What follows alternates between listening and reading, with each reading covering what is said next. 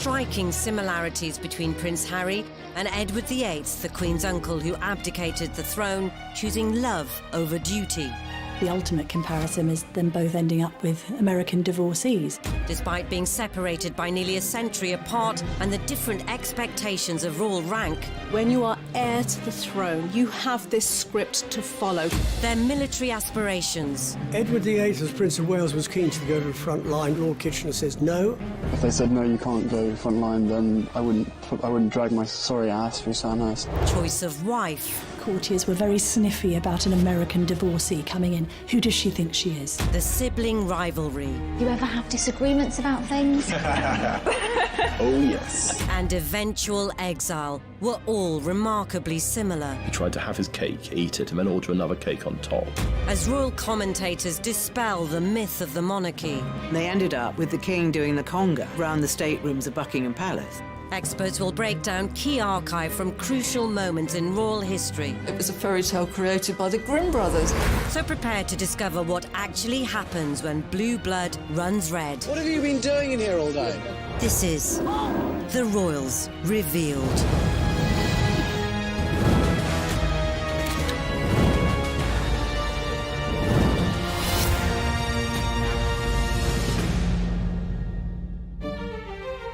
In this episode, we'll reveal how Prince Harry and Edward VIII's lives mirrored each other's, Those major royal players trying to find a solution to a constitutional crisis. why both royals were labelled the party princes, They put the gramophone on, pushed back the carpet and cut a row. Could be playing music till 6, 7 in the morning. At the time, the most controversial aspect of that story was that the bodyguard was in the jacuzzi with him. People wondered how on earth he would be able to reach his weapon in time. how love ultimately conquered royal duty, She did cue him in for the kiss, and I loved the way that it was a bit of a Hollywood kiss. Good for them, where it's what they normally do with a screen kiss. It's not actually on the mouth, it's on the lower lip. George V, when he was introduced to Wallis Simpson for the first time, was so appalled by seeing his son, Prince Edward, associating with a married woman, that he shouted, "That woman in my own house!" And what does their exile say about our royal family? In the presence of the Queen, you're not really going to have people mouthing off and effing and blinding. No one person changes the monarchy.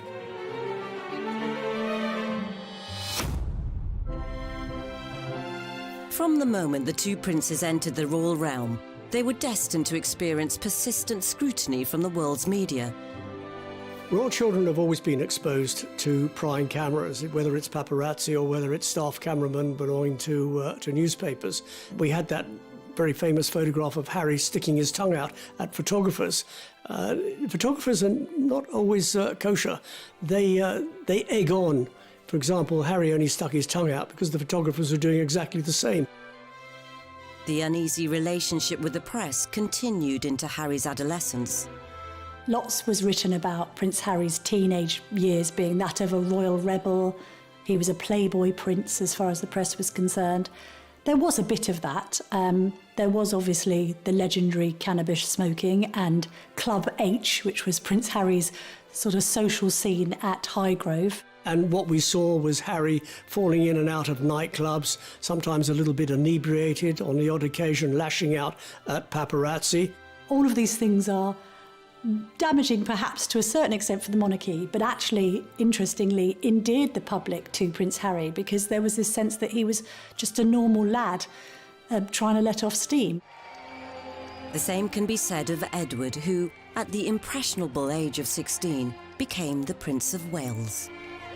Prince Edward was Striking similarities between Prince Harry and Edward VIII, the Queen's uncle who abdicated the throne, choosing love over duty. The ultimate comparison is them both ending up with American divorcees. Despite being separated by nearly a century apart and the different expectations of royal rank, When you are heir to the throne, you have this script to follow. Their military aspirations. Edward VIII, as Prince of Wales, was keen to go to the front line. Lord Kitchener says no. If they said no, you can't go front line, then I wouldn't drag my sorry ass through Sandhurst. Choice of wife. Courtiers were very sniffy about an American divorcee coming in. Who does she think she is? The sibling rivalry.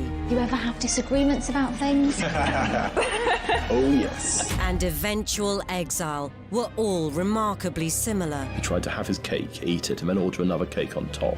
As royal commentators dispel the myth of the monarchy, They ended up with the king doing the conga round the staterooms of Buckingham Palace.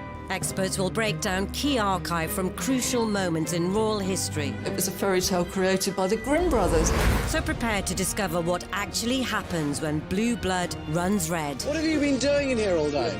This is The Royals Revealed.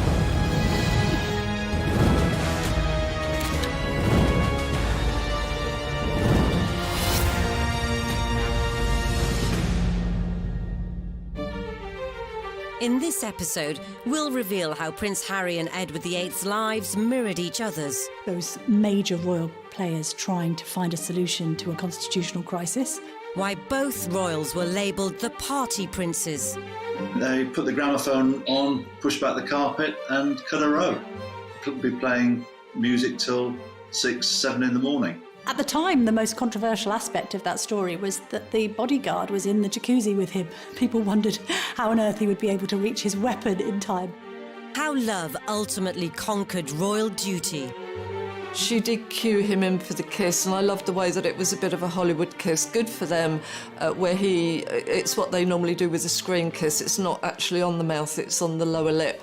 George V, when he was introduced to Wallis Simpson for the first time, was so appalled by seeing his son, Prince Edward, associating with a married woman, that he shouted, "That woman in my own house!" And what does their exile say about our royal family? In the presence of the Queen, you're not really going to have people mouthing off and effing and blinding. No one person changes the monarchy.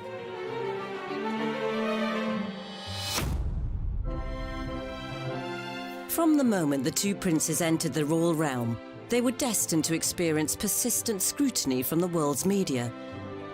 Royal children have always been exposed to prying cameras, whether it's paparazzi or whether it's staff cameramen belonging to newspapers.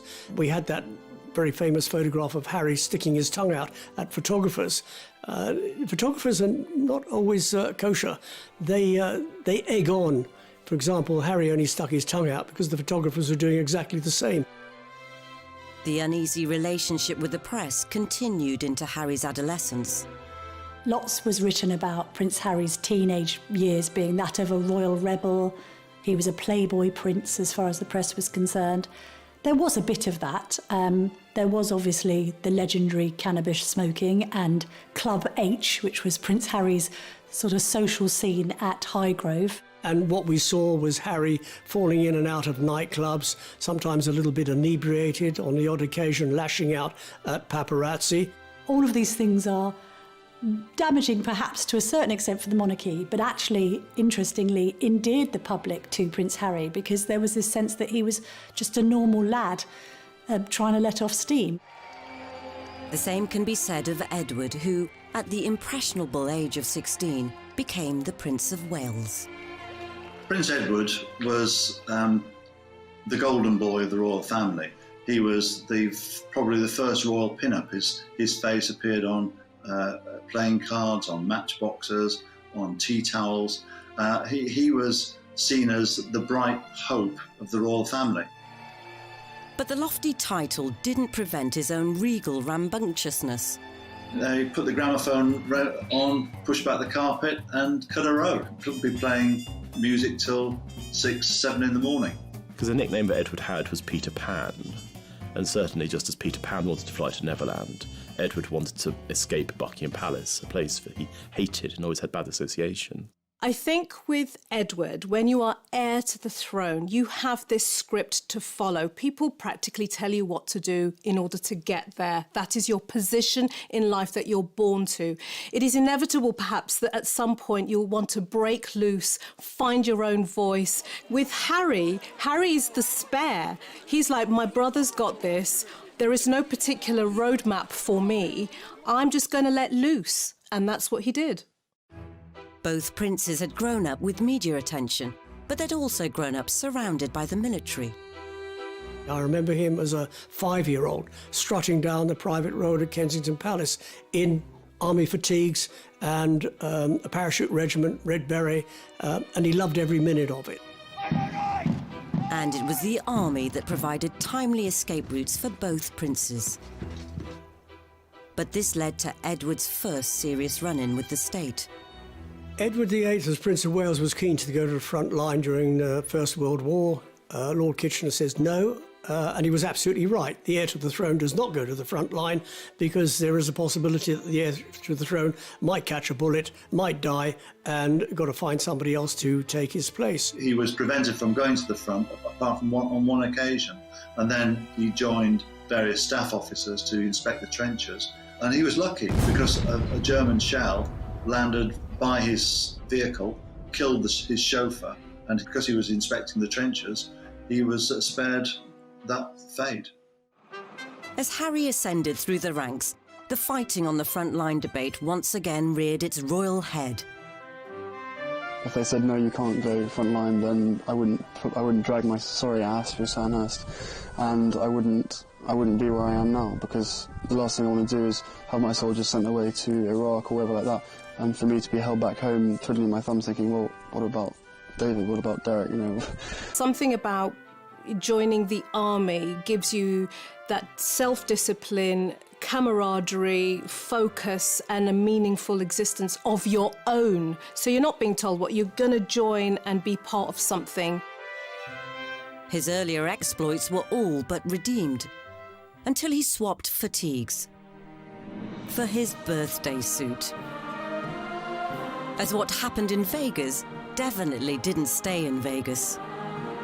At the time, the most controversial aspect of that story was that the bodyguard was in the jacuzzi with him. People wondered how on earth he would be able to reach his weapon in time, if I can put it like that, to protect Harry in his time of need.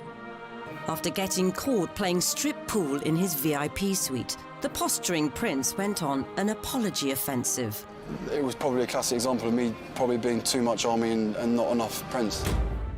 As they matured into their 30s, it would be time for both Edward and Harry to settle down, though their choice of partners would send the monarchy into turmoil.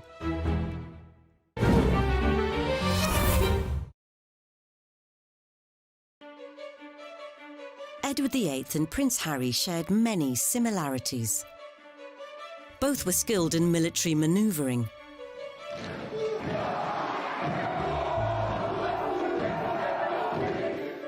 And both men had an eye for the ladies, although their tastes were very different.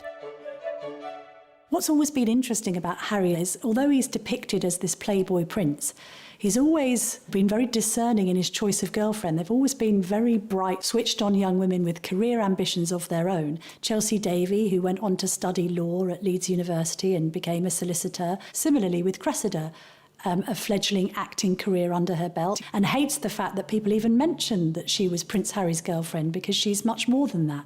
In Edward's case, it's quite interesting to remember the words of his assistant private secretary, Tommy Lascelles, who said of Edward that there was no great romance in his life, and that all he'd had when he was younger was a long series of grand affairs.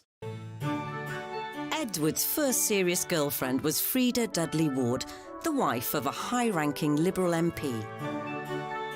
This predilection for the married woman may well stem from his relationship with his mother, Queen Mary.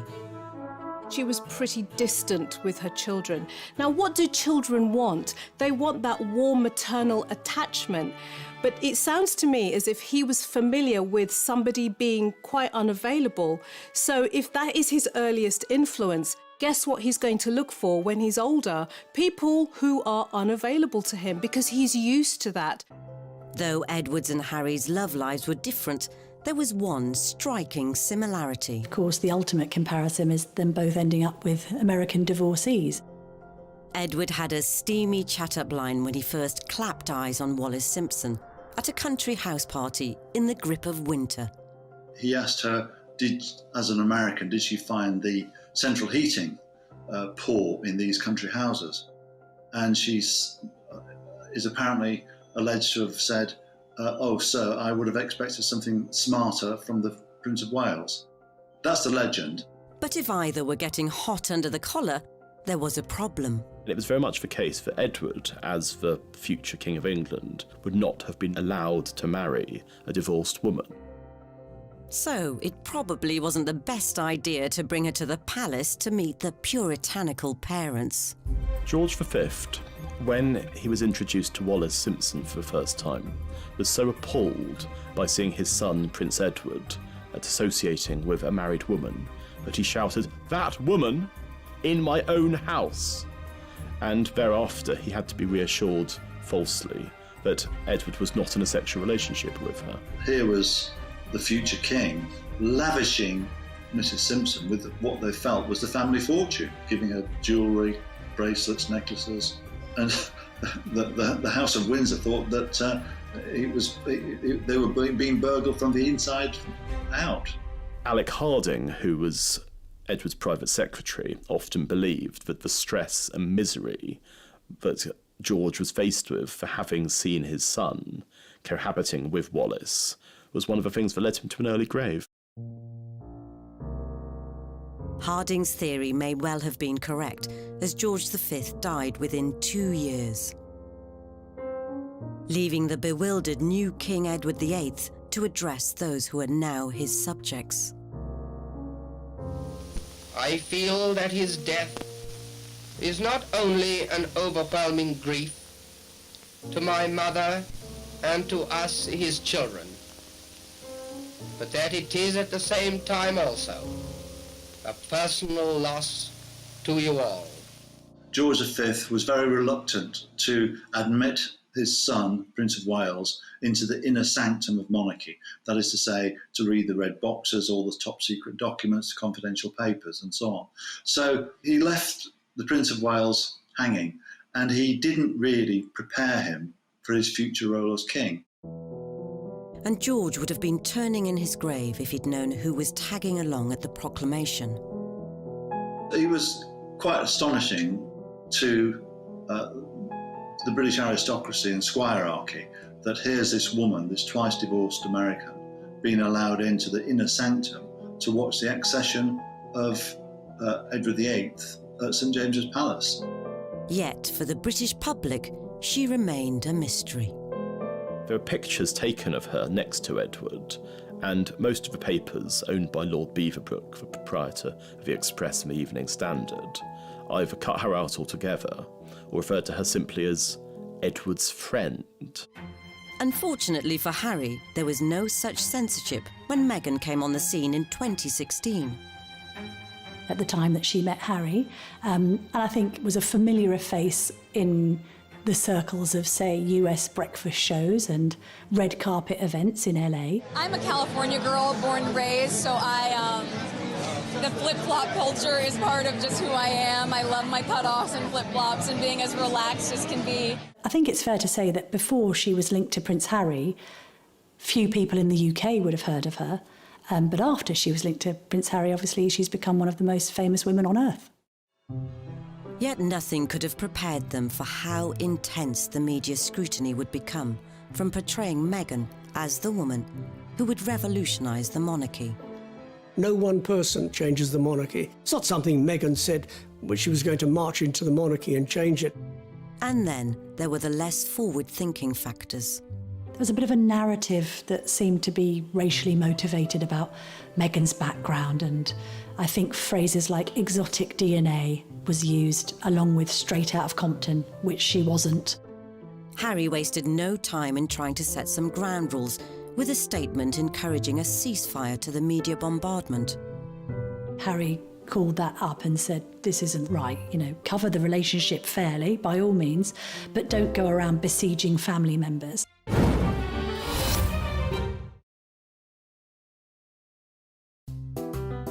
As the prince protected his partner, 80 years earlier, the new king managed to get away to the Dalmatian coast with his. In the summer of 1936, they took a cruise on a boat called the Narlin, which travelled throughout Europe. And there are pictures of the American media with fairly straightforward headlines about the king and his mistress. And none of this made it into the British papers at all. And the continental press had a field day, with one candid snap in particular. We've got one key gesture here, and that is that she's putting her hand on his arm, which you don't do to royalty, but it's the way that she's doing it. She's using not just a loving hand gesture, it's a restraining movement. It's all about power and control. It's quasi-parental. She's put her hand on his arm with the fingers straight, and it's a kind of a stop, restrain, control movement. Not just control over him. It would make her look like a very self-controlled woman as well, because there's a little sideline on this gesture, which is that not only has she got her hand on his arm, she's got her handbag hanging from her thumb. Now, that would only be somebody that was completely confident, completely in control, and knew what they were doing. It's not something many people could pull off. The press took that as a signal to talk about the relationship with Wallis. And it came as a complete shock to the British population. The press were duly dispatched to Wallis's residence, which was enough to send her fleeing to France, so the couple began writing to one another. Wallis used a word called enum, which she used in her letters to Edward, and enum essentially meant frightened and scared. And in one letter that she wrote Edward, she said, "When the two of us are together, I feel that we can just about bluff it out, but when I'm on my own, I feel terrified and I feel inadequate." As the furore grew back in Britain, news crews set about canvassing public opinion. King should marry who he loves. He's been a good chap to the working class. That's my opinion of him. I am a housewife. Personally, I think he is a sign of modern democratic times. I am a chauffeur by profession. After all, the king is a man like myself, but he should not allow his private life to interfere with his public life. If you go into the National Archives and look in their private vaults, you'll see thousands of letters sent to Edward basically saying, "Don't do it, sir." 8 decades on, the public had warmed to Meghan. She really is beautiful, isn't it? Women particularly were drawn to her because she seemed to be the kind of princess who wanted to be heard as well as seen, and to have a platform and to champion really important subjects like women's rights. And when they did their tour of the UK, there were crowds in the streets shouting their name. There was such a huge amount of goodwill behind them both.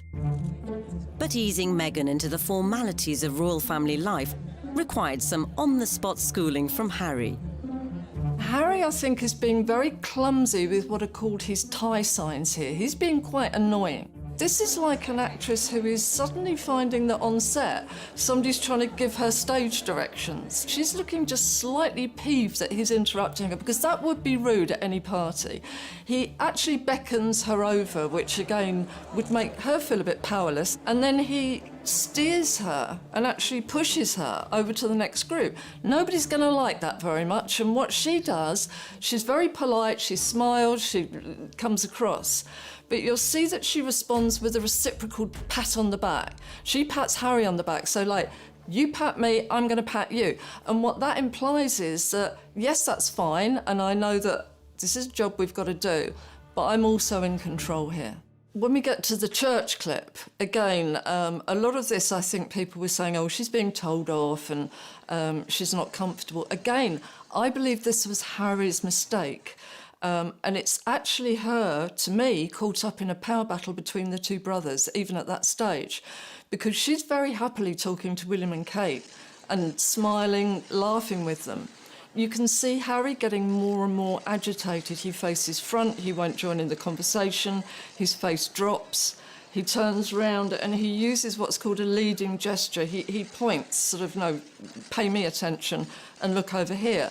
And she kind of colludes, but it's a bit like she's dealing with a little bit of a spoilt child at that point. I think anybody entering the royal circles needs to come with their A game and be very resilient, because not only do they have protocol and rules and hundreds of years of practice, but they also have the court of public opinion. We are on the outside looking in, judging. But even almost mastering the arcane art of the curtsy couldn't protect Meghan from some alleged friendly fire. Meghan and Harry, they felt that she wasn't welcome. She wasn't welcomed by William and Catherine, and that she wasn't particularly welcomed by other members of the family. So we do see similarities with Wallis Simpson, both on a negative front. This idea that courtiers were very sniffy about an American divorcee coming in. Who does she think she is, coming over from America?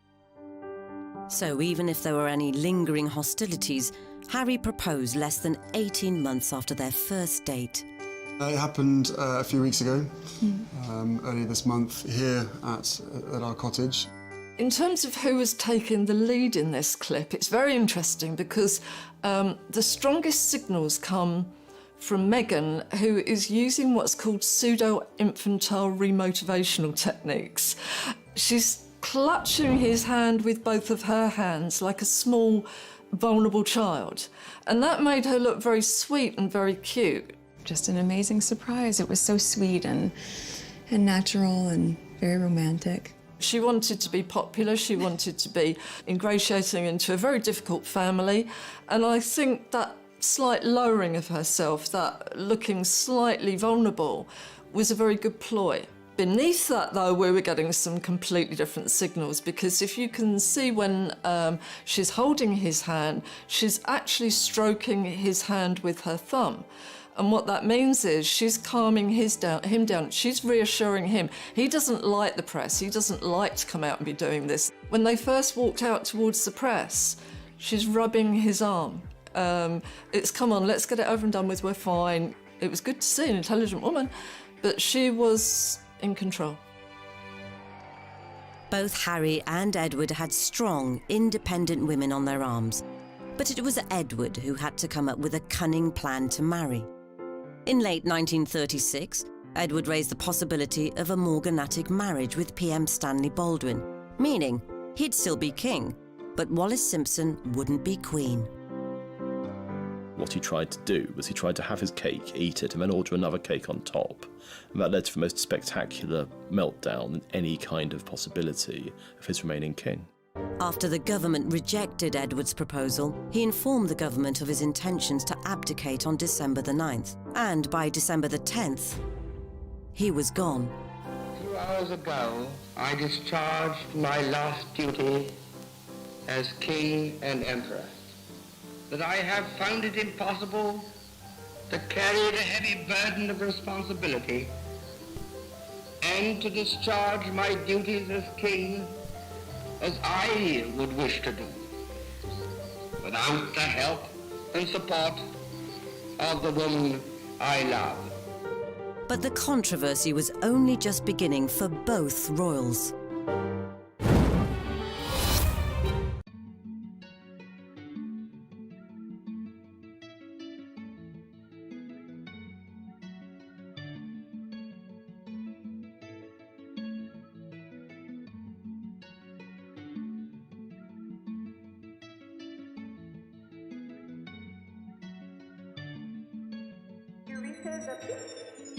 Oh my God.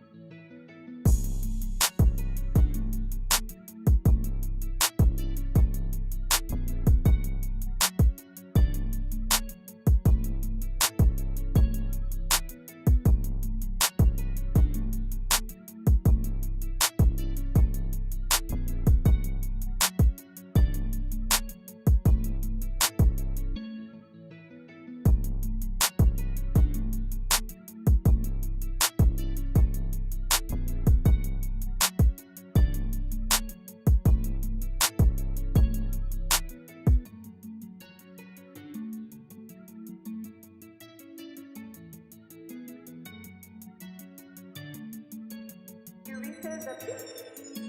my God.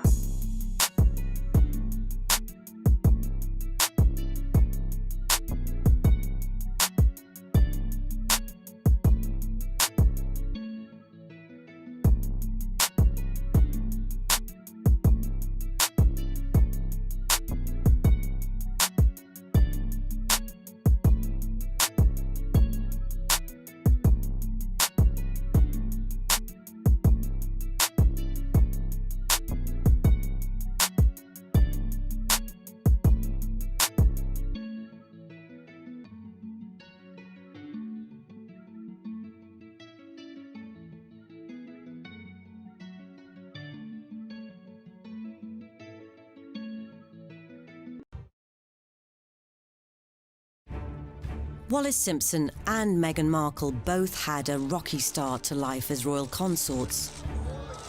One resorted to hiding out in a remote castle, whilst the other valiantly tried to continue life as normal, or at least normal for a TV actress, as they both fought adversity on the way to the altar. British women hated her. She got hate mail by the bagful, and she even had a stalker who went down to the south of France where she was hiding out, intent on killing her. It seemed the knives were out for Meghan too. There was a bit of a narrative around some of the demands that the couple had made. This sense of Meghan apparently going into St George's Chapel and saying that it didn't smell right. It was a bit fusty and musty, and that maybe it could have smelt better. Other stories then emerged of Prince Harry effectively telling, we think, one of the Queen's most senior aides what Meghan wants, Meghan gets. It's kind of set a narrative around a couple who were being quite demanding. Wallis had also tried to take control. Wallis Simpson got divorced in October 1936. Her divorce was technically illegal because it involved all of these various things, such as collusion with her husband Ernest. And it's almost certain that Ernest was paid off in order to allow the divorce to take place. So you have to imagine that Wallis, as a divorced woman, was actually in a rather odd position because her decree nisi didn't come through until April 1937. A fortnight later, George VI had been officially crowned.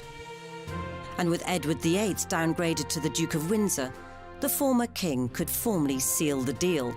But his wedding was unlike any royal nuptials before or since. The king and the commoner became man and wife. Edward's wedding to Wallis involved around a dozen people.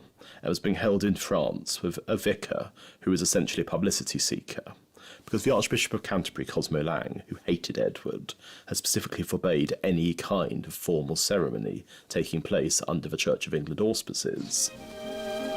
As the aged gatekeeper toasts the newlyweds, the Duke and Duchess appear to have their wedding pictures taken.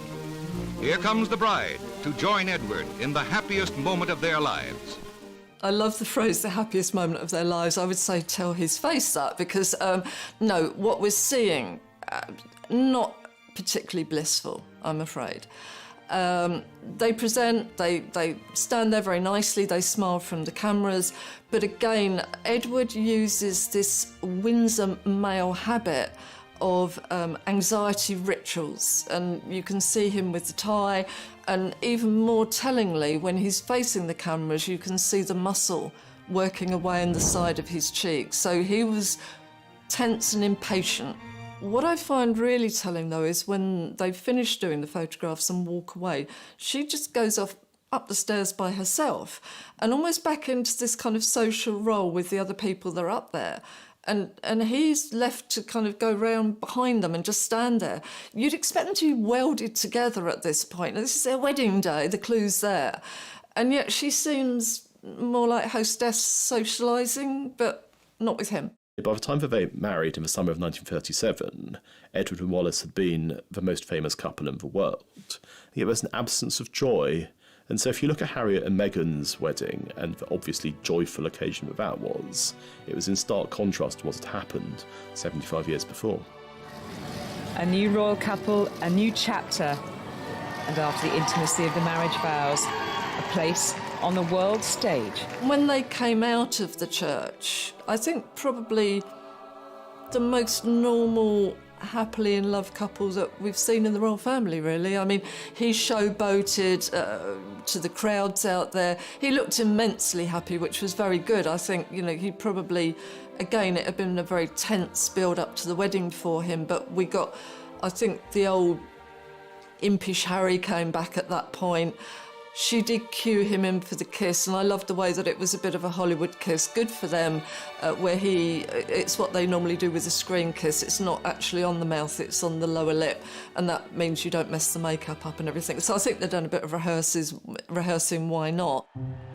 In a rare triumph over the prying press, Harry and Meghan managed to keep their honeymoon destination a secret. Whilst Edward and Wallis openly tested the waters of public opinion around Europe. As the European honeymoon of the American-born Duchess and her royal-born bridegroom draws to a close, they still occupy the center of the stage as the King and Queen of Hearts. Despite the Sussexes' huge popularity all over the world, some areas of the media continued to plague them. Even news they were expecting was seen as fair game for critique. There was so much criticism about Meghan and the way that she kept cradling and holding her baby bum, and I don't know, some people in the press, it's almost like, oh, she's overdoing it and showing it off. So what? No. I think the big problem was that people didn't get that for years and years and years, particularly in the royal family, it was almost seen as a bit obscene when they were pregnant, so they'd end up wearing a bell tent dress, and then suddenly we got a very liberated woman who would wear whatever she wanted to wear, even if it was quite a tight dress, a revealing dress, and constantly cradling the bum. And I would say good for her. She was so clearly in love with her baby bump, which is natural. The trouble is the media seem to have taken offence at this and gone at her quite negatively and made it out that she was doing something unnatural, abnormal, and almost to the point of heinous. And she wasn't.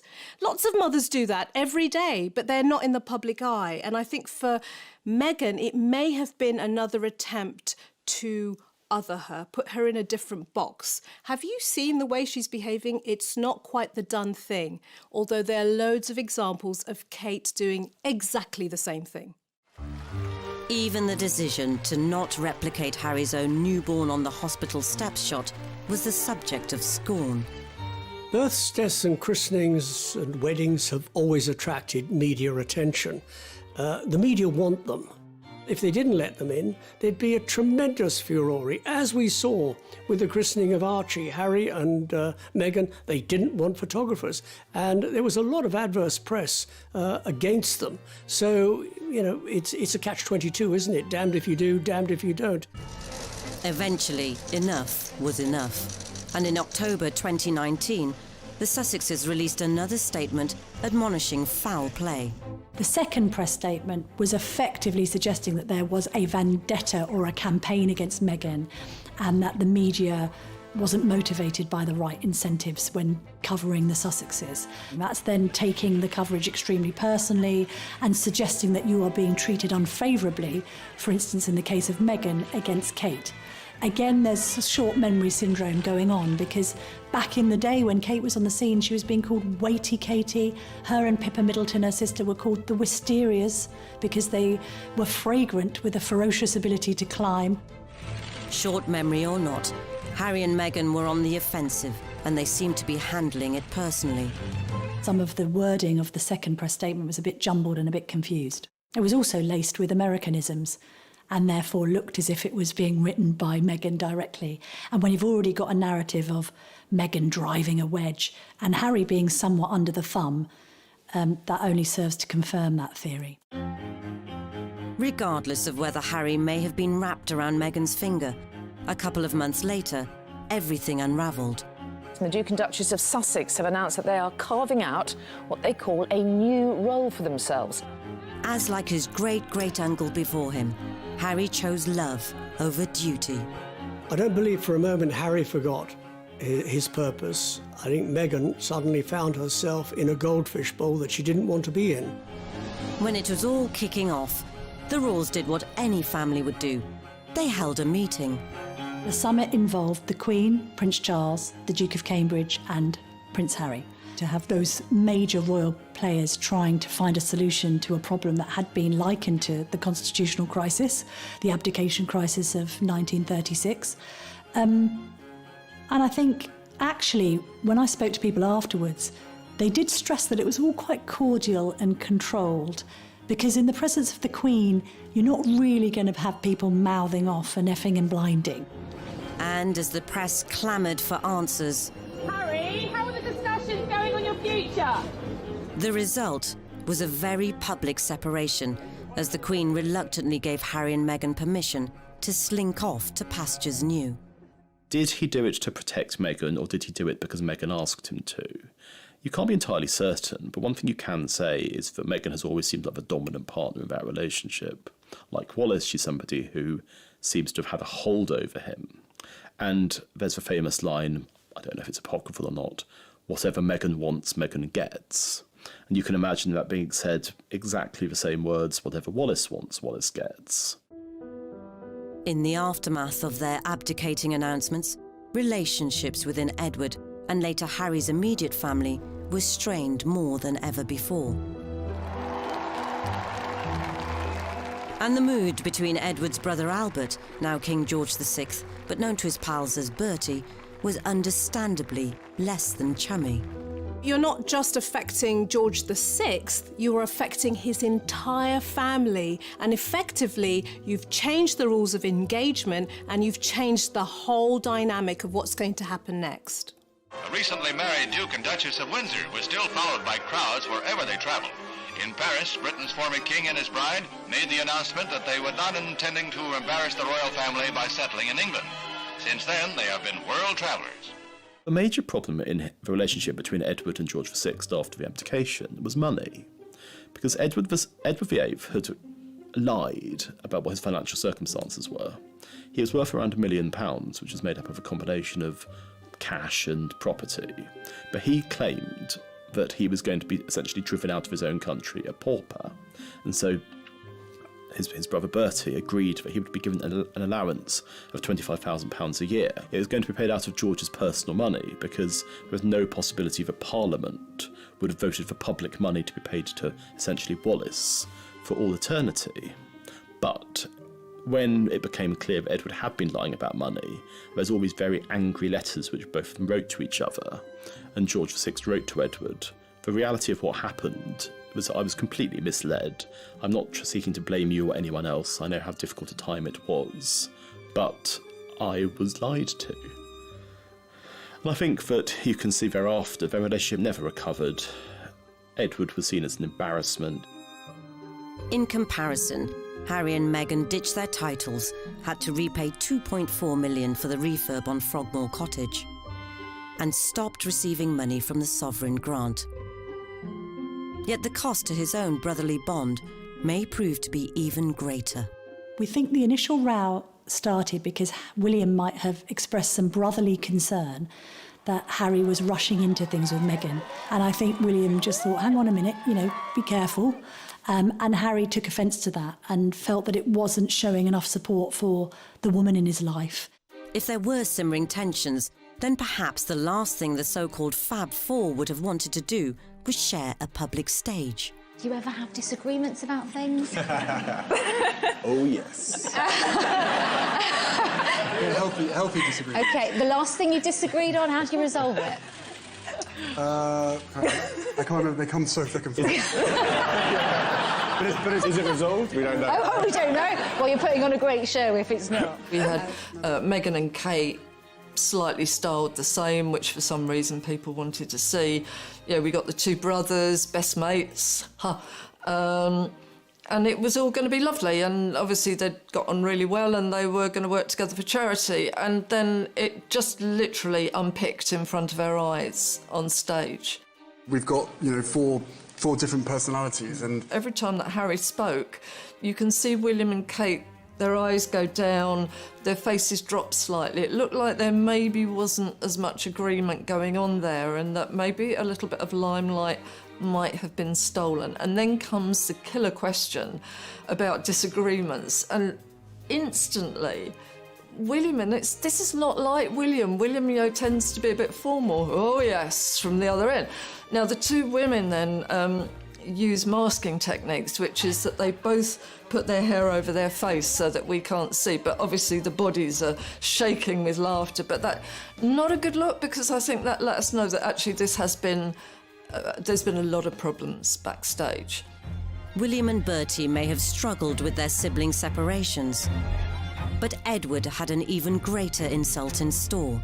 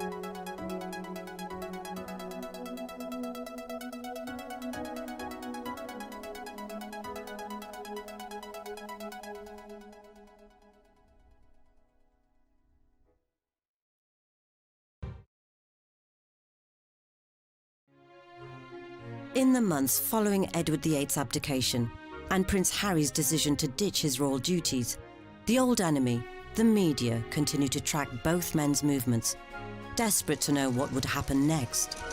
The media have made much of Harry and Meghan stepping down from royal duties and coined the phrase Megxit. Is there any chance that it actually might have been Harry's exit? He might have been the person to make the decision to say, you know what, I want to step away from this and protect my wife and my child. While Harry was being resolute, Edward surrendered to the Nazis, visiting occupied Germany in 1937. He was somebody who did the most stupid things, going to visit Hitler, giving Hitler a Nazi salute, and being received by him in 1937, when Britain was on the verge of war. It was an action that you can only see through the prism of absolute rank stupidity. And he did so in order to show his wife that being an ex-king wasn't too bad. You still had people calling you Your Royal Highness, which they did. All the kind of perks of being royal were transferred to Nazi Germany. And I don't think it's overstating the case to say that Edward's visit to Germany in 1937 was the single worst thing he ever did. The severely agitated king had no option but to put as much distance between Edward and the Third Reich as possible. And only one punishment was deemed severe enough. He sent him to the Caribbean. He was made the governor there. On the one hand, it sounded idyllic. I mean, while his fellow countrymen were suffering rationing and dying in their millions, Edward was having martinis on the veranda with Wallis. But both of them hated it, because they'd liked their life in Paris. They'd seen themselves as being these cultural sophisticates, and now they were on this small island where they had all the money that they could spend, but nothing to spend it on. He used to phone his brother constantly to give him advice, and it got to the point where George VI told the switchboard operator at Buckingham Palace not to let the calls through. One of the Sussex's last public appearances came at the Mountbatten Music Festival at the Royal Albert Hall, where they were the reluctant centre of attention. Suddenly she emerged in victorious red. You wear red to be noticed, you don't wear it to kind of hide or anything like that. And the sheath dress that she was incredibly upright in, she had more makeup on than she would normally have worn, and we got the smoky eyes. It was a lot more Hollywood. I think he may have been expecting the old rotten tomatoes to come flying through the air, but he got cheered, and you can actually see as he's getting the applause and the cheering, he's almost growing in confidence at that point. And you can actually see him becoming very tearful as the clapping goes on. He has an accelerated blink rate. You can see him swallowing quite hard, and she kind of pats him to sit down, not because they don't want to be there, but I think he's probably going to dissolve in tears at that point. So I think he was moved and touched. I think they wanted to be there, but I think their worry was that other people didn't want to see them there. Once they found out they were still popular, not a problem. Though the Sussex backstep may not have been as momentous as a king extracting himself from a whole empire, Harry's departure highlights the dilemmas faced by those born to a life in service, and how this can clash with their hopes, desires, and what they believe best for loved ones. They've gone off into the sunset to live in Los Angeles, and I hope they succeed. But he's not got any friends there, and any friends he has made are probably strap hangers. But as they try and settle in the States, are there painful lessons to be learned from Harry's great-great-uncle? The irony is that they had huge potential as a couple to do good as humanitarians, for charities, but they didn't. They spent their lives going from one party to the next, and it was a fairly vacuous life in the end. And with Edward sometimes travelling alone, rumours of marital difficulties surrounded them for the rest of their lives. Who said there was a rift in this fabulous marriage? If this is incompatibility, I'll take some too. There had been rumours about the fact that the two of them were having problems, and they tried to do something that is now very regular with public figures. They tried to disprove those rumours with their body language in a public display of affection. It's gruesome to watch. It's like a baby rejecting food, the turning of the head. And then it gets worse because, he's not going to let her go, and she pulls her head away. You can see her arching her back. It actually looks as though she's kind of repelled by him. It's awful, absolutely awful. As Harry and Meghan pursue a progressive new role, only time will tell how much or how little we will continue to see of them. I think that the major difference between Harry and Meghan and Edward and Wallis is that Harry has been somebody who's much more attuned to popular feeling than Edward ever was. I know that some people in Britain are glad to see the back of them because they don't think that they've behaved well, but there are others who thought, fair play, you're prioritising your immediate family and you want to do things differently and you want to make some money, go and do it. I see their mission far more rewarding, ultimately, than that of Edward and Mrs. Simpson. Whatever their future holds, one thing is clear. If Harry is to ensure he won't end up languishing in another country like Edward did, he must find a new sense of purpose, and maybe, just maybe, tone down his vitriol against the press if one day they return to frontline royal life.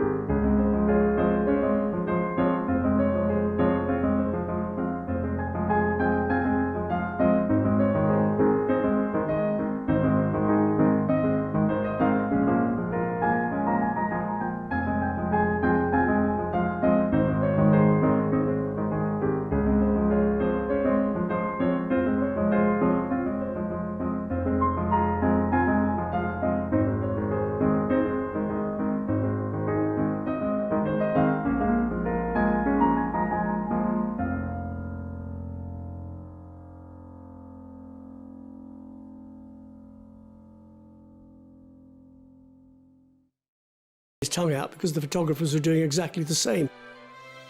The uneasy relationship with the press continued into Harry's adolescence. Lots was written about Prince Harry's teenage years being that of a royal rebel. He was a playboy prince as far as the press was concerned. There was a bit of that. There was obviously the legendary cannabis smoking and Club H, which was Prince Harry's sort of social scene at Highgrove. And what we saw was Harry falling in and out of nightclubs, sometimes a little bit inebriated, on the odd occasion lashing out at paparazzi. All of these things are damaging perhaps to a certain extent for the monarchy, but actually, interestingly, endeared the public to Prince Harry because there was this sense that he was just a normal lad trying to let off steam. The same can be said of Edward, who, at the impressionable age of 16, became the Prince of Wales. Prince Edward was